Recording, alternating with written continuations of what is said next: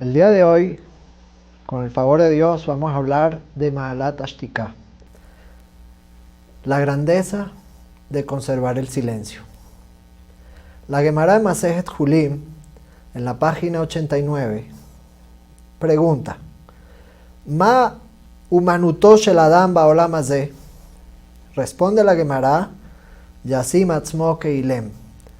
Esto significa, ¿cuál es el oficio o la profesión que debe ejercitar la persona durante su estadía en este mundo?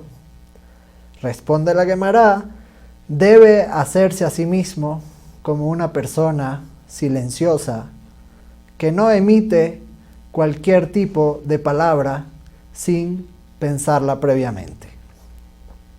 Es decir, que si la Gemara utiliza la terminología profesión u ocupación, es decir, que si la persona decide ocuparse de algo específico en esta vida, debe poner dentro de sus planes la profesión de conservar el silencio. Es decir, así como existen los expertos en el calzado, que aprenden todas las tecnologías y todas las técnicas necesarias para hacer un calzado óptimo, o los expertos en textiles para hacer las telas, o los expertos cirujanos para poder hacer operaciones de la manera correcta, así también la persona debería de ejercitar y hacerse un profesional del silencio. La Gemara, cuando hace esta pregunta, obviamente nos lleva a la reflexión de cuán importante y cuán difícil pudiese llegar a ser que una persona se gradúe, se reciba de un experto, de un profesional del silencio. También así, Masejet Avot, nuestro famoso Pirkei Avot, nos dice en el capítulo 3, en la Mishnah 17, Seyag lechochma shtika. El cerco de la sabiduría es el silencio. Así como en un jardín de flores preciosas, donde su dueño teme de que éstas fuesen robadas o llegasen a ser dañadas, él pone un cerco que las protege. Así también el jardín de nuestra sabiduría debe conservarse, y la mejor manera, como nos dictan nuestros padres en el Pirkei Avot, es a través del silencio. El silencio es un cerco que no deja que se pierda nuestra sabiduría con facilidad. El Rambam Maimónides dice: Leolam yarbe adam bishtika velo yedaber ela bidvar chochma o bidvarim shetzarich laem lechaye gufo. Esto significa, siempre la persona debe aumentar su silencio y no hablar sino solamente aquellas cosas concernientes a la sabiduría, de tal manera que su vida o aquellas cosas que necesite para conservar su vida sean también forma parte de su léxico, parte de su vocabulario, parte de su diálogo diario. Es decir, que aquellas cosas, según el Rambam, aquellas cosas que son estrictamente para nuestra subsistencia, deberíamos de poder hablarlas. Y también todas aquellas cosas de la sabiduría bíblica, de la sabiduría de nuestros antepasados, de nuestros grandes jajamim, deben de ser nuestra forma de comunicación, de diálogo interpersonal. Sin embargo, aquellas cosas banales, aquellas cosas que no son fructíferas, que no hay ningún tipo de toelet o de ningún tipo de beneficio alguno, deberíamos nosotros saber cerrar la boca, ya que esto, como bien nos aconsejan nuestros patriarcas, nuestros padres, nuestros sabios, debería ser una forma de cuidar, no perder nuestra sabiduría. Hay un científico japonés cuyo nombre es Emoto Masaru. Él hizo una pequeña prueba en su laboratorio con diferentes tipos de aguas. Agarró 3 tipos de recipientes, los llenó de agua y a cada uno de ellos les hizo un pequeño experimento. Todos estos experimentos fueron grabados y avalados por diferentes científicos simultáneamente, y se dieron cuenta que a la tesis a la cual llegó este científico japonés es 100% real.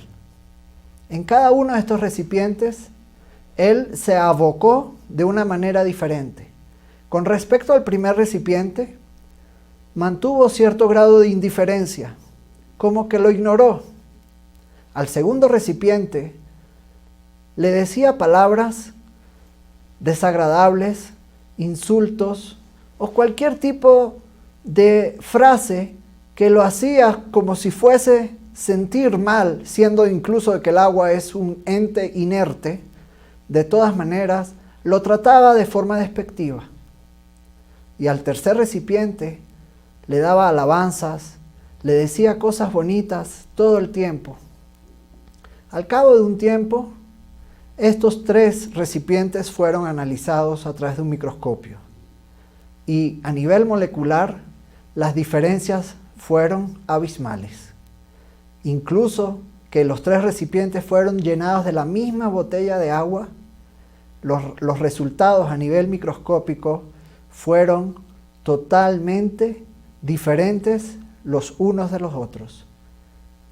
A nivel del recipiente que era totalmente ignorado, sus moléculas manifestaban una forma bastante peculiar, mas no era desagradable, cosa que sí le pasó al segundo recipiente, cuyas moléculas demostraban estar en un estado de deterioro mayor.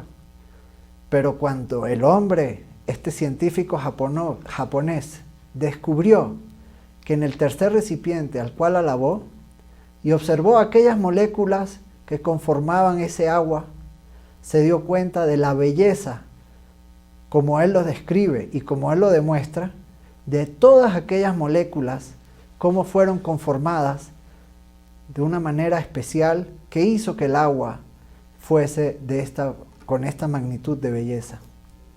A la conclusión que este científico llegó es: si el mundo está compuesto de un 70% de agua, nosotros tuviésemos ese conocimiento, esa delicadeza de poder saber hablar y poder influir dentro de estos 70% de agua en el mundo, entonces el mundo fuese diferente. Y todo esto se está hablando a materia inerte como lo es el agua. Cuánto y más nuestro cuerpo, que también su mayoría es agua, cómo ese agua que circunda nuestro cuerpo puede influir en nuestro beneficio, entre las personas, entre las parejas, incluso en la oficina, entre los negocios. Cuán importante es saber utilizar la prueba mayor que tiene el ser humano, que es el saber hablar. De hecho, cuando la Torá habla acerca de la creación del primer hombre, dice: Vaihi Adam le nefesh hayá, y fue el hombre un alma viviente. Ahí, Onkelos, el gran traductor de la Biblia, de la Torá, al idioma griego, dijo, cuando se refería a la parte le nefesh hayá del alma viviente, dice Ruach memalá, un alma que habla. Es decir, que la diferencia básica que existe entre el hombre y el resto de las creaciones está en su poder de la habla. Este mundo, como bien lo trae el Zohar, es el mundo de la asiyá, el mundo de la acción. Es decir, que todo cuanto nosotros hacemos a nivel personal o a nivel interpersonal está basado en las acciones. De hecho, esa es la base de las mitzvot, llevar a cabo una serie de acciones que van en beneficio de la humanidad y en beneficio personal también. El habla, siendo en el momento que la persona modula con cada uno de los músculos de su cara para poder emitir cualquier tipo de oración premeditada, esta acción, mismo que no es una acción física en el sentido de que no intervienen nuestros brazos, nuestras manos, ni nuestras piernas, sino que solamente nuestros labios son los que intervienen, se considera también una acción. Y de ahí es donde dice la Gemara en Masejet Berajot, en la página 31, que así es como la persona debe emitir sus oraciones, sus tefilot, todos los días a su Creador. Y lo aprendemos de Haná, donde ella emitía su tefilá modulando cada una de las palabras que ella sacaba por su boca.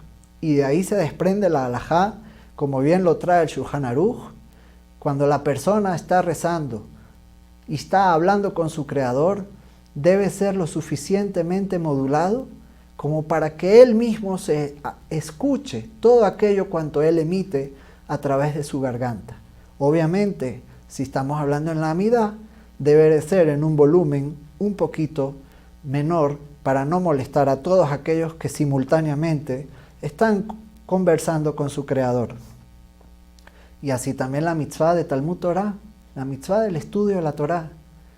Y por eso normalmente siempre escuchamos que nuestro estudio debe ser acompañado con una jabrutá, con un compañero, el cual también emite a través de su modulación, a través de sus palabras, todos sus pensamientos, y así juntos llegan a una conclusión, así juntos llegan a entender y a esforzarse en el estudio de la Torá.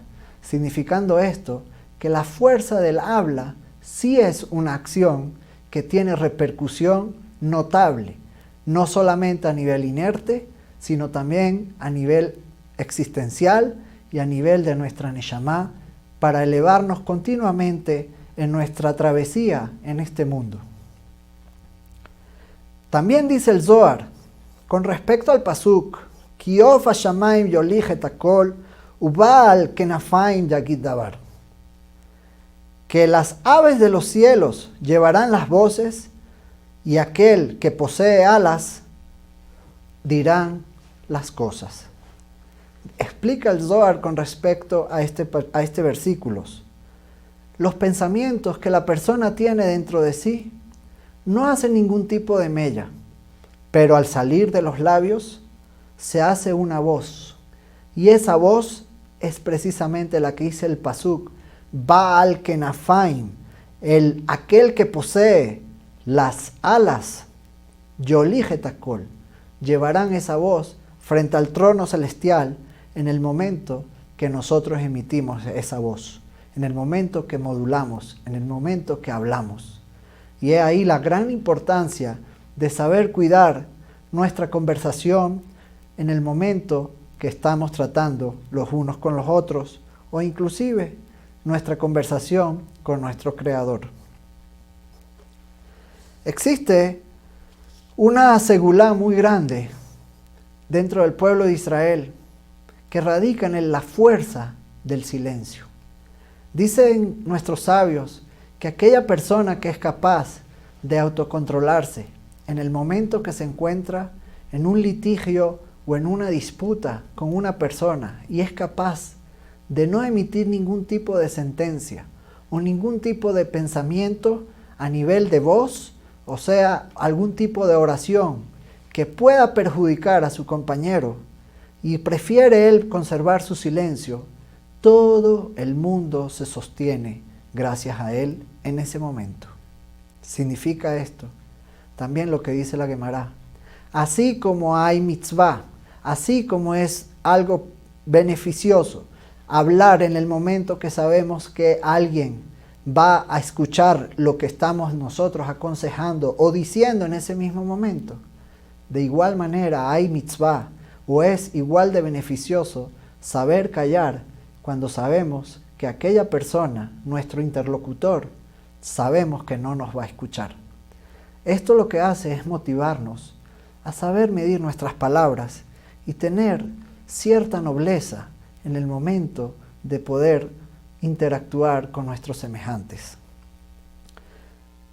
En algunos actos emotivos o conmemorativos a fechas solemnes, en diferentes índoles, tanto a nivel religioso como a nivel civil, se acostumbra a guardar un minuto de silencio.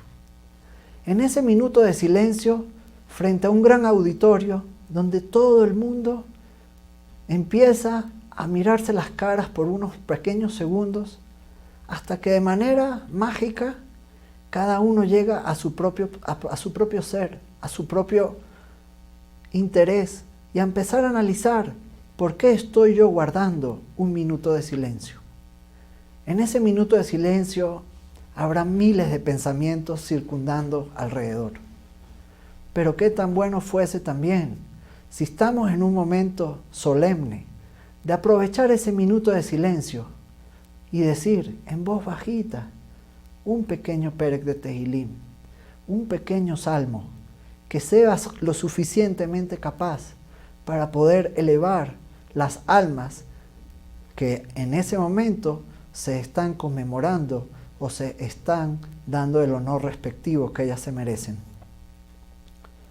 La Guemará también trae diferentes tipos de ocasiones donde nuestros sabios supieron guardar su silencio.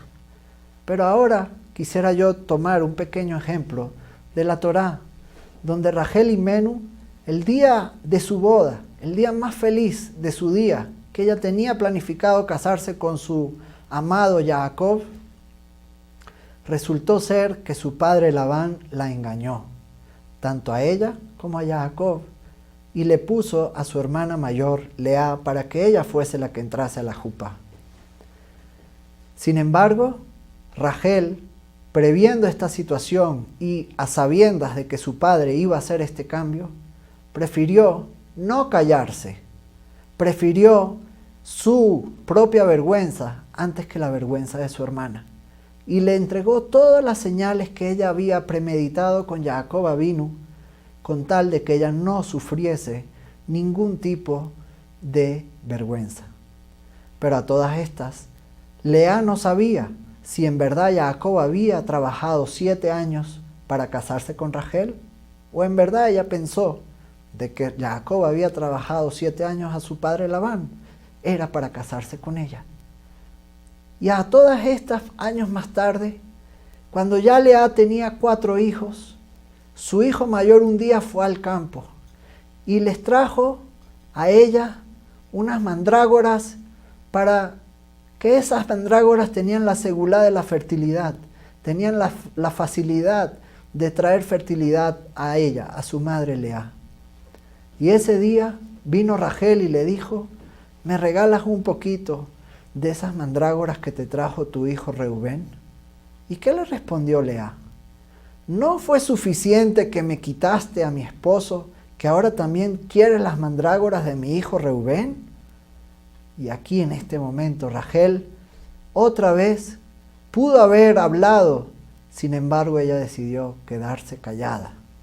Ella prefirió no hacer pasar vergüenza a su hermana Lea, y aceptó los designios de Hashem en ese momento, y gracias a ese momento de shtiká, a ese momento de silencio, fue que ella posteriormente fue bendecida con 2 hijos, Yosef y Benjamín. Y no de gratis toda esta nobleza que representó a Rachel durante toda su travesía en este mundo, esa nobleza la heredaron sus 2 hijos, Yosef y Benjamín.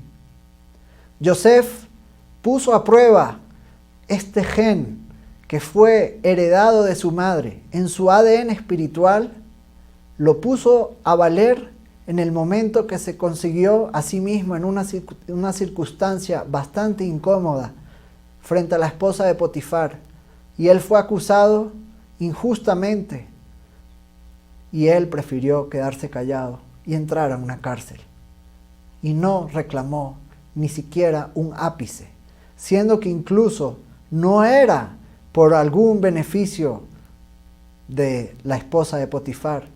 A todas estas, él con todo y eso decidió mantenerse callado.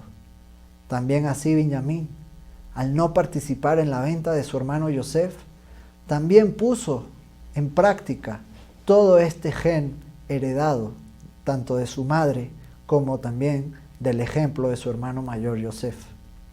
Esto lo que los hace reflexionar es cómo esta nobleza, este carácter tan sutil que caracteriza al Am Israel, del mantenerse callado, y lo difícil que eso es, cómo se produce este esfuerzo personal y los beneficios cuantiosos que eso trae a la humanidad y por sobre todo al Am Israel.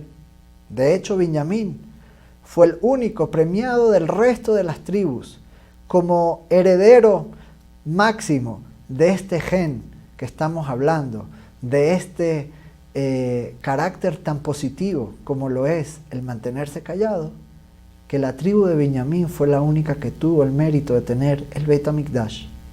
Y no el Beit HaMikdash solamente, sino precisamente el lugar más oculto, el lugar más desapercibido, o por llamarlo de alguna manera, el lugar más silencioso del planeta, donde la Shejinah estaba presente, el Kodesh HaKodashim. Nada más y nada menos, el lugar más íntimo, donde Dios silenciosamente hablaba con el Cohen Gadol, con el sumo sacerdote, una vez al año, el día de Yom Kippur.